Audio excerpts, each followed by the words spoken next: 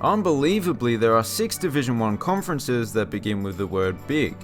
Some of them aren't all that big, but the Big Ten is the biggest of the bigs. The arenas are big as well. And here they are. A big thank you to rateyourseats.com for providing most of the interior shots.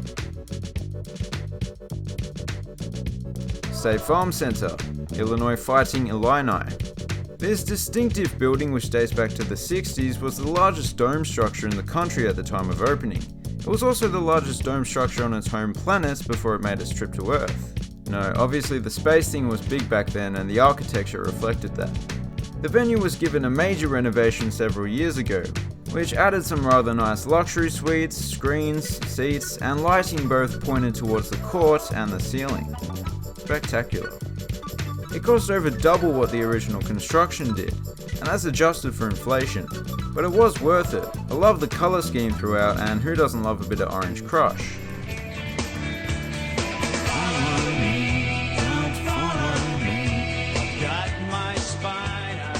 Simon Skjodt Assembly Hall, Indiana Hoosiers. Another very distinctive exterior. From the bird's eye view, it looks like the head of one of those medieval axe weapon things. But it's even more interesting on the inside, where it's pretty much the exact opposite of the last one. Rather than evenly distributed seating, most of the seats have been crammed along the sides of the court, leaving just 20 or so rows of retractable wooden bleachers behind each baseline. This meant that the stands had to be extraordinarily steep to fit that amount of spectators in, which is great for the atmosphere and the home court advantage, and those with vertigo will have an extra fun time, I'm sure. Just look at that, it's like a cavern. Despite there being newer and bigger arenas in the Big Ten, it's regarded by many, if not most, to be the best venue in the conference. I can certainly see why, it's so unique. And to top it off, the video board setup is elite. The one negative I would point out is that it's not exactly structurally sound. Bring a hard hat. Carver Hawkeye Arena, Iowa Hawkeyes. It's a bit of a coincidence that it's named after Roy Carver and also appears to be carved into the earth, so there's not much of an exterior to speak of. Interesting roof though. The interior is just a simple single-tiered bowl, not very original. But with this sort of design, it does typically mean that there's not a bad seat in the house. So if it's not broken, do not try to mend it, as the old saying goes. Another benefit to this specific design is that once you walk through the doors, nobody has to climb stairs to get to their seats. It's all below street level. That is of course negated by the fact that everybody does have to climb stairs when they're leaving. Oh, and the fact that the court is underground means that the arena can double as a shelter during a cyclone. Do they have cyclones in Iowa? Yes, they do, but they're in the Big 12. Xfinity Center, Maryland Terrapins. I don't know what Xfinity is, but I can all but guarantee it has something to do with the internet.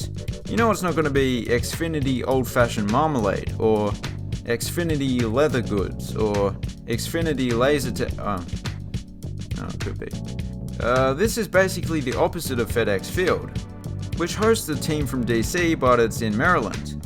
Well, the Xfinity Center is in DC, and guess where the Maryland Terrapins are from? One thing I can point out and say is a little different from a typical modern arena is that at one end there is just a single steep tier of seating, known as the wall. It must be quite intimidating shooting free throws down that end for the away team. I don't know why so many people say that the wall is a waste of taxpayers' money. It's a cool feature. Chrysler Center, Michigan Wolverines. If that's the big house, then this must be known as the comparatively small yet still quite large in the grand scheme of things house. Yes, you know what, that does ring a bell. The exterior shares the same sort of design language with its famous neighbor, English I think, and surprisingly the interior does as well. It's one big blue split level bowl. This isn't however the biggest venue of its kind in the country like its big brother, and it doesn't quite have its reputation. However, what it does have is an indoor waterfall, a fairly new addition. I wonder how they managed so long without it. One thing I was perplexed by is that the student section here is known as the Maize Rage. I thought that would be better suited for the Cornhuskers, but maize is of course not just another name for corn, but a shade of yellow. Breslin Student Event Center, Michigan State Spartans. For most of its history, it was pretty much just a big brick tub on the outside. Nowadays, there are some nice added features like the bronze Magic Johnson statue. He won a championship with Michigan State, as well as the Gilbert Pavilion with its curved glazed facade. That was added during a renovation 5 years ago. And there's also a big T, which presumably stands for Spartans. It has a very clean looking interior, but the best part about it is how the retractable bleachers lower down can slide out basically as close to the court as you can get, leaving very little dead space, obviously.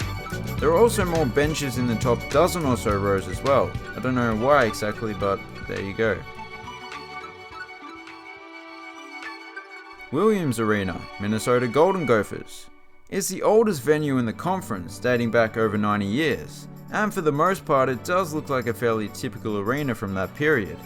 Red brick facade, arched roof, etc. But there is one thing that's a little out of the ordinary. Much like the teeth of a gopher, it's very long. That's not a tribute to their mascot, it was actually an attached ice hockey arena. Well, that's what it was initially. It's now used for various other indoor sports that aren't basketball or hockey. The undesirables, basically. Actually, I better be careful what I say. Volleyball has notoriously been linked with the mafia. Anyway, the basketball section has a few oddities for a venue in this day and age, such as support pillars obstructing the view from some seats and a raised floor. To some people, these might just make the arena strange and obsolete, but for me, it just adds to the old-fashioned charm of it. It's pretty much the arena equivalent of wearing some Jordan 1s or Superstars. They're not the most comfortable, they're made from outdated technology, but you'd be disappointed if they were discontinued. And now the newest venue in the conference, Pinnacle Bank Arena, home of the Nebraska Cornhuskers. Although it's far from the traditional facades of their football stadium, which are quite stunning, I'm a fan of this much more modern exterior as well. Particularly the choice of building materials. Parts of it seem as though they've been wrapped in tinfoil, but I'm all for it. Above the lowest seating bowl there are 3 additional tiers of seating, rather than one big one.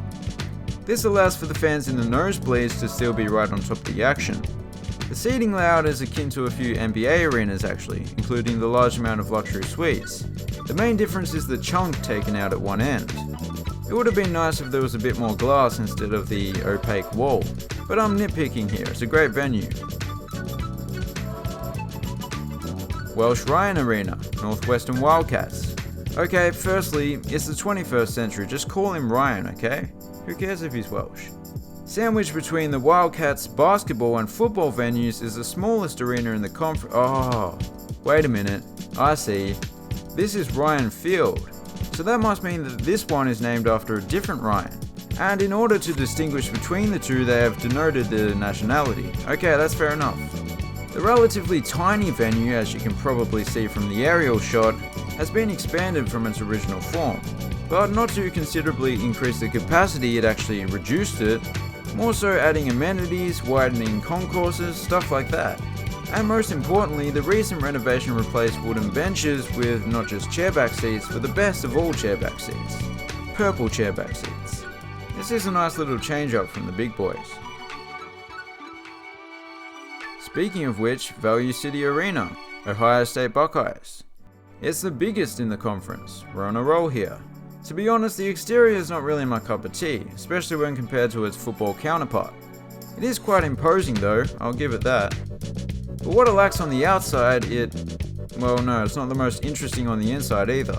But that is partially due to the fact that it is so big. When you're close to hitting 20,000, it sort of has to be symmetrical and there's not much room for any unnecessary details or quirks. It does have what might be the biggest scoreboard of any of the venues in the conference, so that's a plus. And it has what might be the best nickname for a student section, that being the Nut House. Bit of a double meaning, you see. Bryce Jordan Center, Penn State Nittany Lions. This place is like the inverse version of the Saddle Dome in Calgary. So instead of a confined interior, it's extra spacious, at least vertically. Kinda like the last one. Which, come to think of it, having high ceilings isn't really a good thing like it is in a house. It looks better, but it must hinder the atmosphere.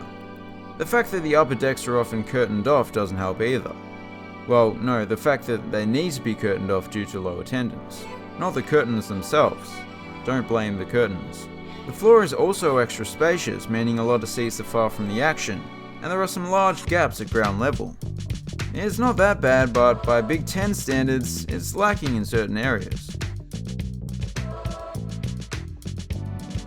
Mackey Arena, Purdue Boilermakers. That's a great nickname, and speaking of Boilermakers, the roof actually resembles an old-fashioned boiler. I assume that was intentional. The facade is a more conventional red brick. I assume that was also intentional. As for the interior, it's the very familiar circular seating bowl that's very common with these old school domes. But what's not so common nowadays is the sheer amount of bench seating. About half the capacity is made of benches, so if you're allergic to back support, they've got you covered.